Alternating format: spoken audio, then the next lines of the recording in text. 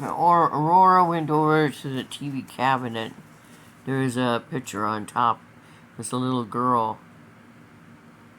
It was an old picture of a little girl.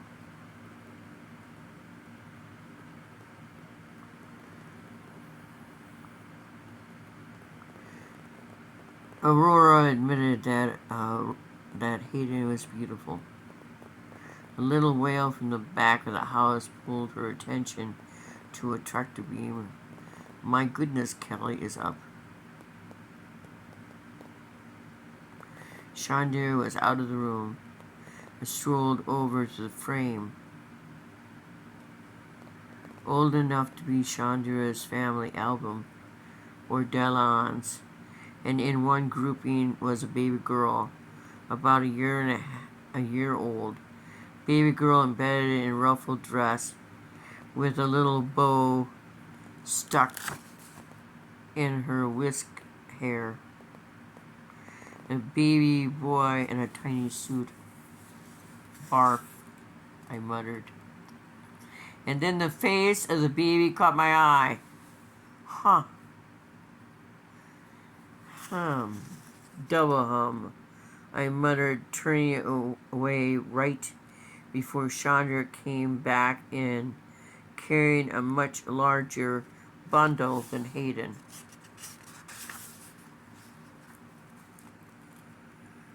Well, we were doing the obligatory admiring of the children. Child, I was nasty enough to be sorry this young couple already had a baby so perfect would they be to leave Hayden with. And they were blood relations to the baby, one way or the other. And Martin and I had not discussed the possibility of finding a temporary home for Hayden with Delon and Chandra after the shock of Harbor's house. I would have been scared to even mention it before I'd met them. As it was, I hadn't met Delon. After a few minutes' conversation with Chandra, I could see the steel beneath her sweetness and lack of worldliness that were undoubtedly genuine. So it was my impression that Chandra would not marry a charming ne'er-do-well like her brother, or a true rascal like her brother-in-law. But we'd have to check Delon out, and we could hardly be sure that they'd agree to something as difficult as taking care of another baby. Martin and I exchanged glances. He'd read my mind. He asked a few questions about Delon's job at the John Deere dealership, which I knew would give him an idea about Delon's income and hours. And he got more information out of Chandra about her brother than I would have thought possible. Chandra, excuse me? I was just wondering, I interjected when Martin showed signs of flagging. And Chandra was asking us for the third time if she could get us something to drink. Did you know your sister-in-law was pregnant? Chandra's face flooded with guilty color. Yes, ma'am, she blurted, as though she'd been caught in a shameful position. She called me on the phone and told me about a month before the baby was due. Did you see her while she was pregnant? No, ma'am. I felt as old as the hills. Because of that, ma'am, I had to nip at the side of my mouth to keep from protesting. Did you know when she had the baby? My brother said she had, Chandra said, fussing unnecessarily with the baby's plastic keys. Her baby grabbed the ring and stuffed it in her mouth, gumming the toy enthusiastically. "Oh, honey, that ain't real clean," Chandra muttered to the baby, but let the child keep it. I noted that Chandra had not said that she'd seen Regina when Regina was obviously pregnant. So far, no one reliable had admitted to that. "Do you know where Regina had this baby?" I asked. "You sure could drink some hot chocolate?" "You sure you couldn't drink some hot chocolate?" "No, thank you," Martin said, quite firmly. He was getting impatient, because he was accustomed to people telling him what he needed to know, telling him promptly and in detail. I sent him one of those looks that said, "Back off." "Did she have Hayden at the local hospital?" I asked, to get us back on track. "No, ma'am. Roy said they went to a midwife in Brooke County." That was what he told us. "And her name is," I smiled at Chandra, coaxing as I smiled. "Her name's Bobby Sunday," Chandra said, looking down at the baby fixedly. She spoke so unwillingly that I knew she was telling the truth. "Thank you," Martin said, letting out a pent-up breath and practically jumping up from his chair. He swept the diaper bag up with one hand and held out his other hand to me. I accepted a little yank to get me off the couch with Hayden.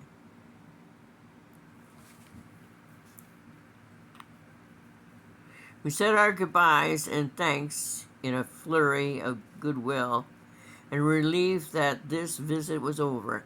And at Martin's request, Chandra promised to send Dion out to see us that afternoon when he got off work, and Martin strongly suggested Dion bring Rory with him. We returned to the Holiday Inn, gathered our belongings, and checked out, each separately reviewing our little visit mentally. Rory was avoiding us, which meant he had information he didn't want to give us. That wasn't exactly news, but it was interesting. Martin hadn't agreed to bring the young man back to Corinth, in direct violation of the law and common sense, and just to have him skip out on us and avoid us at every turn.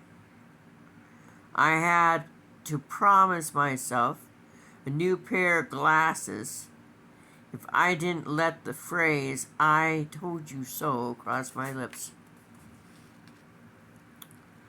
I ran into the grocery briefly while I shopped. Martin bravely took Hayden with him into the Kmart. Then we were on our way to the farm where Martin had grown up. Okay, they mentioned Kmart. You don't see them mentioning anything else.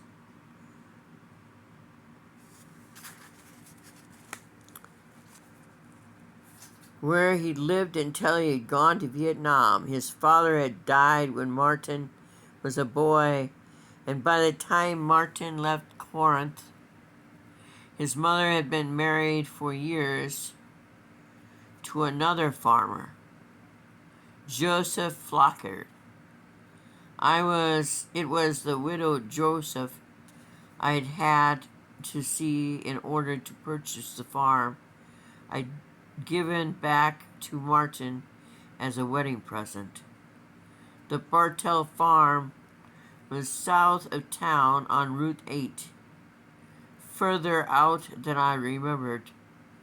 You could just see it, a bit of roof from the road. Secluded was the word for this property. If you were feeling charitable, actually the farm seemed forlorn and bleak. Out here in the winter countryside, as we reached the end of the long gravel driveway, I saw that Martin had indeed had the house restored. It was trimmed and painted now, and the barn had been leveled, so there was no longer a blight on the landscape. The driveway had been graveled too, and we pulled up to the side of the house under a new carport. It was just a roof on 4 posts, but it would keep the worst of the snow and rain off the car. At best, I remembered there were 3 ground floor doors. The front door covered by a tiny roof, the kitchen door to the side, and the back door, which led onto small porch, cum laundry room that was now glassed in. Martin had the door keys on his keyring. Another surprise. I found it interesting and strange that the keys to the old farmhouse were always by his hand. Is there a phone? I asked. I don't know. I should call Carl, before we left.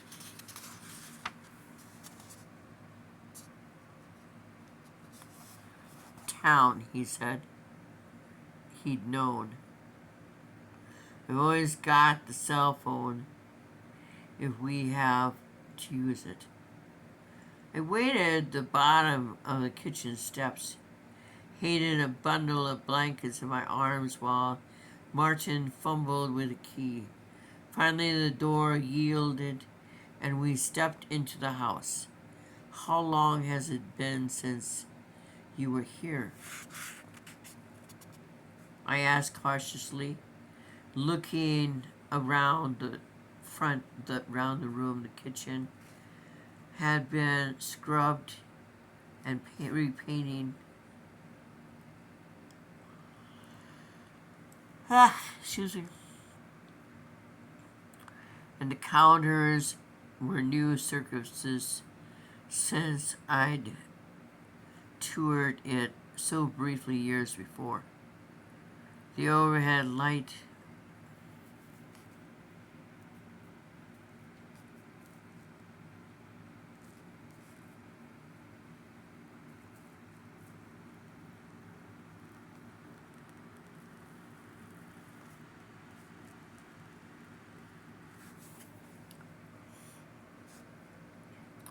not since it was finished. I came to look at it once when I had to be put in Pittsburgh for business, and I got the cleaners and the contractors out here to tell them what to do, though it was Carl who checked on their work for me. I haven't been in here since then.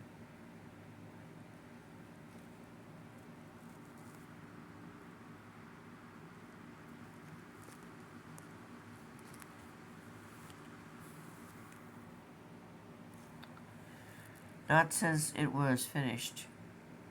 Came to look at it once when I had to be in Pittsburgh for business. And I got the cleaners and the contractors out here to tell them what to do.